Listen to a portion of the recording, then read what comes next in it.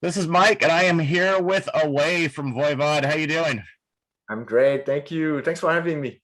Thanks for taking time to talk to me. I've been a fan for a very, very long time, so so it's good to actually finally talk with you. Super. So you've got a new album coming out in just what is it, like 3 weeks? Synchro Anarchy. Yep. So Um, tell me about the album. well, it's an album that was made under very strange circumstances. Uh, Part of it was done while being confined, and so we had to share files online. And I was programming drums for the demos, and it was a huge puzzle, which led us to call it Synchro Anarchy. But um, we really wanted it to be as good, if not better, than the wake. So it was a lot of pressure we put on our shoulders in a way, because the wake was really well received by everybody. But it definitely has the ingredients of Voivod all over the album.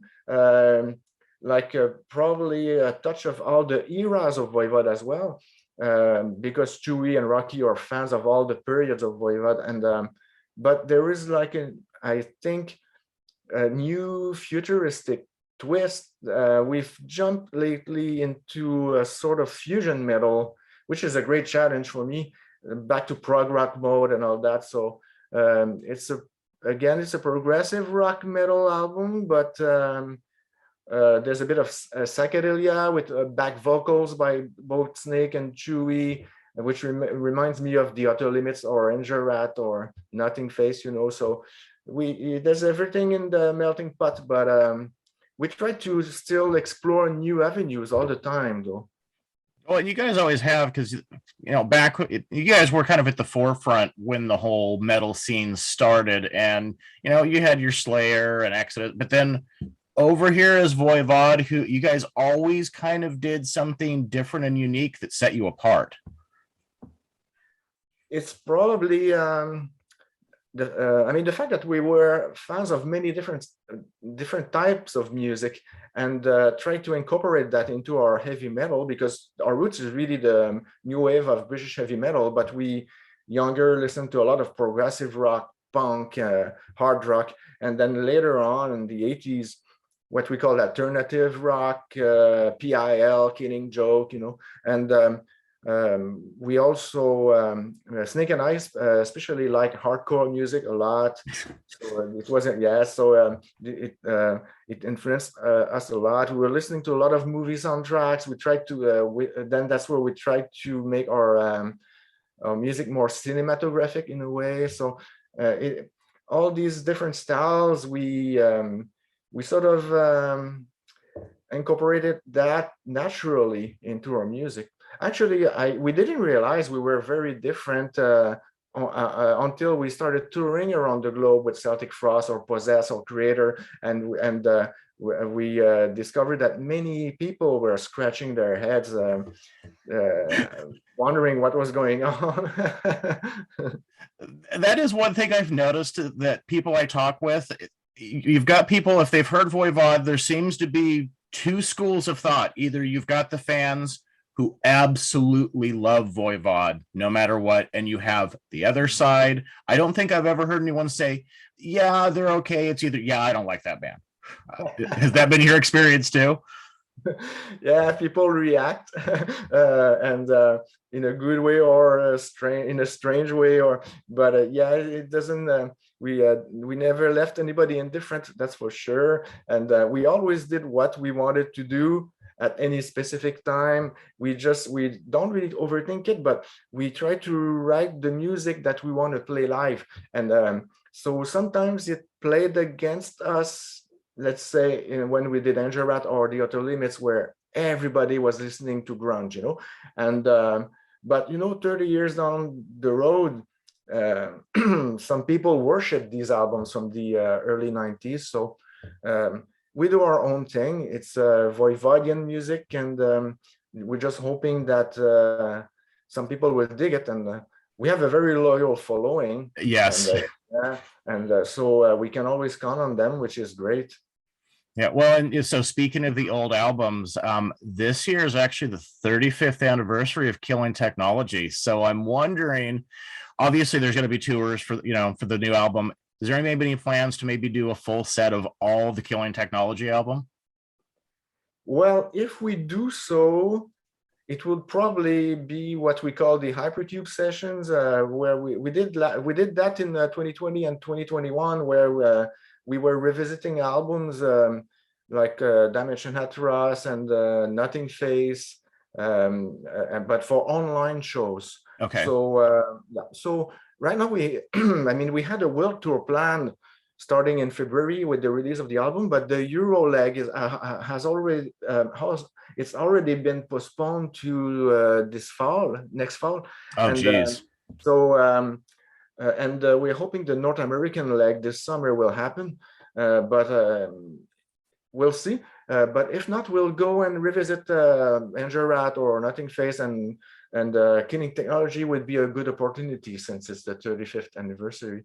We might play a new album too. We'll see. Yeah, well, and having seen you live a few times, the one thing off Killing Technology I've always wanted to hear, but it never seems to make it into the set list is Forgotten in Space. Yeah, we played it for a while.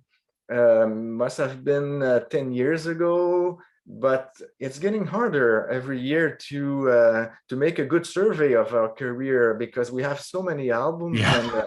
and we keep releasing new material as well. So, but yeah, it will probably come back into the set list eventually. Okay.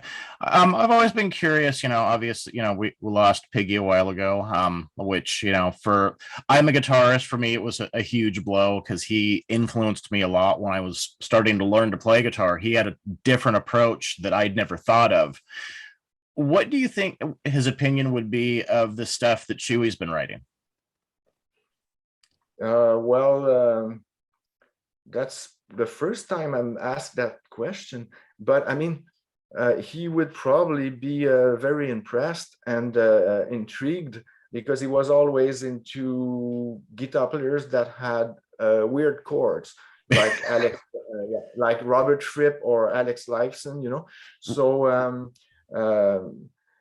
yeah, it would probably he would probably like the new material, and it's a strange.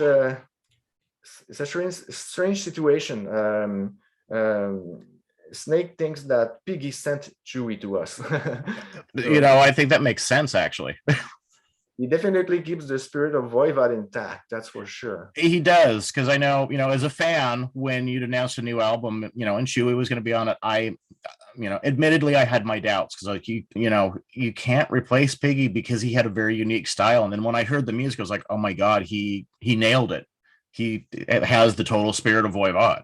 Yeah. From the first rehearsal we did in 2008 for the Heavy Montreal Festival, it was uncanny and very strange for Snake and I, and so at first it was supposed to be a one-off show, but soon the word spread and the people liked it so much at the festival, and so immediately we were invited by Testament to go in Japan, and then we were invited by Judas Priest to play here in Montreal with them, and then the Monsters of Rock in Calgary with Ozzy, and so it never stopped really. And until the pandemic, we have toured like let's say for the Wake. We went around the world a couple of times, and we were touring more and more and more than ever. So since you've done all the art for the albums, and I know in particular Dimension Hatros is a concept album, we've got a whole story there. I always wondered if you've ever given thought to maybe doing a Kickstarter and doing a graphic novel for Dimension Hatros. Well, I've been asked if I was ever going to do like the story of the character that I created back then for Heavy Metal magazine. I wanted to be an artist for the comic book Heavy Metal. Oh, really? Yeah, that's at the end of the 70s. That's when I created the Voivod and Morgoth, and then it's later when we formed the band that I told the story to the other guys, and we ended up developing the concept and character all through the 80s. But it's a lot of work to do graphic novels, and I was able to do some sort of a comic book during the pandemic called Tales from the Net, and these were just a bunch of stories I had collected even since I was really young, even on the bulletin board systems, and way back. And so I'm more inclined to these days to scan all the work I did on all the art I did on the road between 2008 and 2019 for an upcoming book for my online store, awayartpress.com. So I do a lot of art on the road. Every town I try to express my impression of the city after the day, you know, walking around, checking the cathedrals, and then after the show, and usually in the tour bus or at the hotel, I draw something, and I have like hundreds or thousands of these, and I scanned all the art already, and I'm scanning the flyers right now. There's some very cool punk metal flyers from the clubs, the show we are playing at, you know, and so the show flyers, art, and I take photos during the day as well, mainly architecture, and so that's probably what I'm going to be releasing first, and then maybe someday a graphic novel, but we'll see. There is the Worlds Away book also available. Right. Yeah. And so the next one will probably pick up where the Worlds Away book ends. So basically when we started again in 2008. Okay. I didn't know that you did photography too.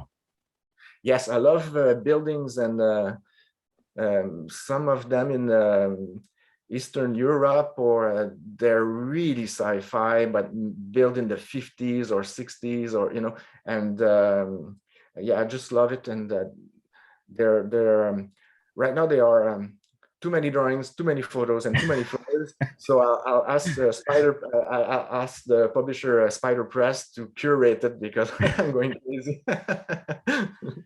So since you've been doing art for a while, so you're still doing everything traditionally, basically, not doing a lot of computers, or is it kind of a mix?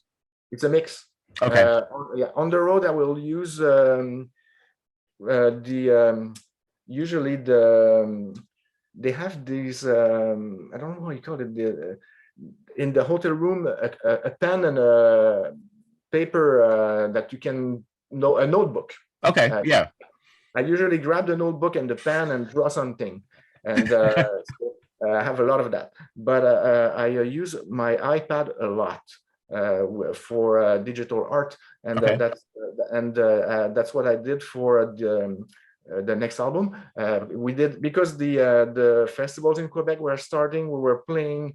Like last year, we were playing during the weekend and recording during the week. We did many sessions for the new album, and every time I would draw something on my iPad, black and white. I wanted it to look like an old engraving, but I used my iPad, and I did a lot of art and in black and white, and that's what I use for the booklet of the next album. Okay. And so then that same style, I see the video that the first video that came out, which was Planet Eaters. I know there's kind of an interesting story behind the guy that you got to do that. Yes. He early last year, he rediscovered something he had done at school 30 years ago on an Amiga computer for the song Nothing Face. He had done a video at school. And I did some work in the 80s and the early 90s with Amiga, so I knew how hard it was back then to achieve anything. And when I saw what he had done 30 years ago, I was blown away. So I contacted Pierre, the guy, and asked him if he would do the video for the first single.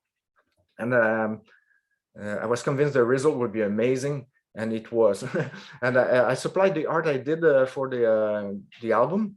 Right. And then he started asking me specific art, like spaceships and factories, and so I supplied black and white art from 1983 to 2021, basically. And Oh, the way he incorporated everything is just fantastic.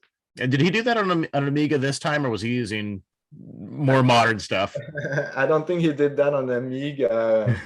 Unfortunately, I was crushed when Amiga disappeared in the early 90s, personally, because they were like multimedia before it even existed, you know? Yeah, actually, I used to work at a public access TV, and what we did all our editing on was an Amiga. Mm-hmm. So yeah, I did some um, graphics for the videos of Dimension Hatras back then, and then the whole Nothing Face booklet, and Angel Rat as well, and then it's sort of the Commodore Amiga disappeared from, and I jumped to Apple. Okay. But I was already using Apple before Amiga, though. Apple II or something like that back then. And so the early, my first computer art is 84. I still have the Oh, print. geez. Yeah, I still have they're all yellow now, but Well, all right. Well, I know that we're kind of pressed for time today, so I'm going to go ahead and I will let you go to your next interview. But of course, we've got Synchro Anarchy coming out just in about 3 weeks, and it has been great to talk to you. Hopefully, when you guys come through Portland, I can maybe stop by and chat a little bit. Plus, I have this Thrashing Rage picture disc that I would love to get autographed at some point. So great, that's pretty rare. yeah, it is, and yeah, and you know what? It's never been played ever. Yeah, I was told that the needle tends to skip all the way through because the print is really thick somehow. I'm not sure, but they definitely look great. And the Thrashing Rage one, I don't think has been reissued. I'm not sure. No, not that I know of. I got it many years ago at a local record store here, and yeah, it's never been played. It's sat, in the plastic cover. And that's been it. I think my daughter's looked at it. She's 9, so this whole concept of vinyl is very odd to her. Yeah. Daddy, what's that? Oh, it's a picture disc. Let's not take it out. You like this is what we listen to before CDs, and they're like, what is a CD? Very true. Yeah, I've got that too. So all right. Well, it has been great talking with you, and looking forward to the new album and the tour that's going to follow. And we'll see you soon. Hopefully this summer. Fingers crossed. Yeah. All right. Thanks a lot. Thank you. Cheers. Bye.